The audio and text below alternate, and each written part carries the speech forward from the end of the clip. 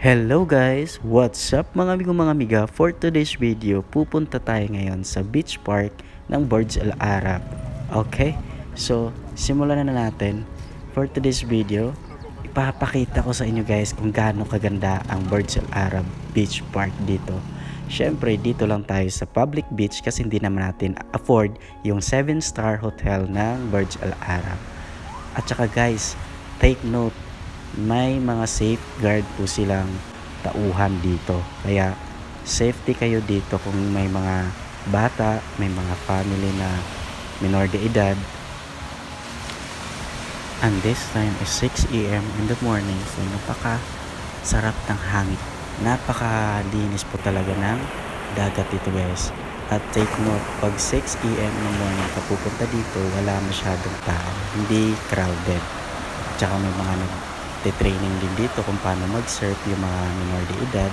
At may mga guidance din sila, mga trainer. Kaya tara guys, magmuni-muni muna tayo at maglalakad-lakad dito kasi ito lang naman talaga yung pahingahan natin minsan pag day off tayo.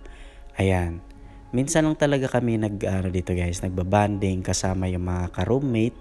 So, tsaka stress reliever na rin po dito pagdating naman sa day off.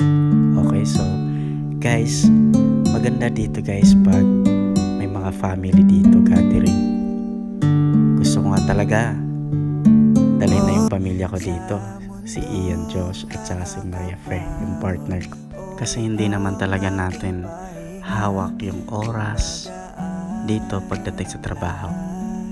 Mas maganda pa rin guys pag nandito yung family mo para, for example, katulad nito nag-off, kasama mo yung family mo, anak mo, nagbabanding, di ba? Kaya next time, I make sure nakasama ko na sila dito sa Dubai. So this one guys, ginagawa ko lang to. Nagpa-practice lang ako maggumawa ng sand castle. Baka marunong din naman pala ako, di ba?